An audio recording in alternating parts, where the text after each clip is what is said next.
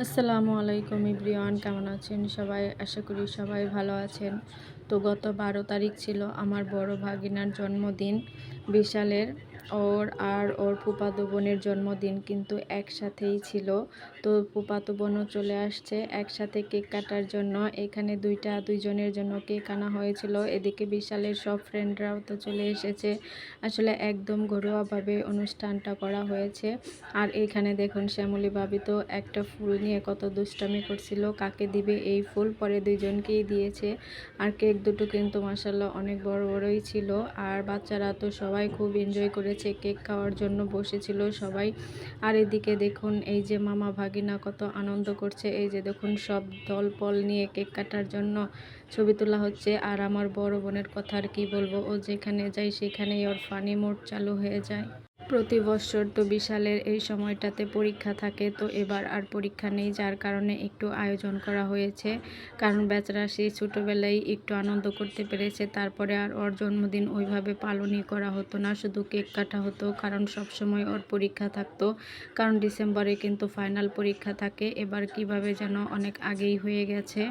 আর বাসায় তো একটু আনন্দ আয়োজন করলে কিন্তু ভালোই লাগে, সব মানুষজন একসাথে থাকতে হই হুল্লো করতে কিন্তু অনেক ভালো লাগে। এমনি তো নর্মালি তেমন একটা সবাই একত্র হওয়া হয় না, কোনো একটা ওকেশন বা কোনো একটা অনুষ্ঠানেই কিন্তু এভাবে একসাথে মিলেমিশে থাকা হয়, আনন্দ করা হয়। আর সব বন্ধুরা মিলে তো বিশালকে মাথায় হাত দিয়ে যেন কি করছিল, এটা ওরকম নিয়ম আমি সঠিক জানি না, তবে ওরা অনেক মজা করছিল। আর সবাই তো বিশালকে কেক খাইয়ে দিচ্ছিল। আর কিছুদিন আগে কিন্তু আমার এই ভাগনাটা ডেঙ্গুতে আক্রান্ত ছিল, অনেক অসুস্থ হয়ে গেছিল, তখন কিন্তু হসপিটালে ভর্তি ছিল। আল্লাহর অশেষ রহমতে এখনও একটু সুস্থ আছে। একদমই খাওয়া দাওয়া করতে চায় না, যার কারণে একটু বেশি অসুস্থ থাকে। সেই ছোটোবেলার থেকেই ওর এই সমস্যা, একদমই খেতে চায় না। এইদিকে তাদের স্বামী স্ত্রীর তো রোমান্টিকতার শেষ নেই, সব সময় তাদের রোমান্টিকতার ভাব থেকেই থাকে। যাই হোক, সবাই দোয়া করবেন সবার জন্য, সব বাচ্চারা যেন ভালো থাকে। আর সবাই মিলে এখন কেক খাওয়া দাওয়া হবে, কারণ একটা কেক কেটে নিয়েছে। এখানে 2টা ফ্লেভারের কেক ছিল। সবাই তো বলছিল আগে চকলেটটা খাবে, কারণ বাচ্চারা কিন্তু সব সময় চকলেট কেক খেতেই বেশি পছন্দ করে।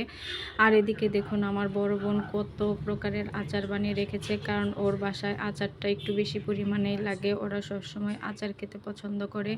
এখানে সবগুলোই কিন্তু জলপাইয়ের আচার ছিল, টক ঝাল বেশি মিষ্টি, তারপরে একটু বেশি টক, 3-4 প্রকারের ও আচার বানিয়ে রেখেছে।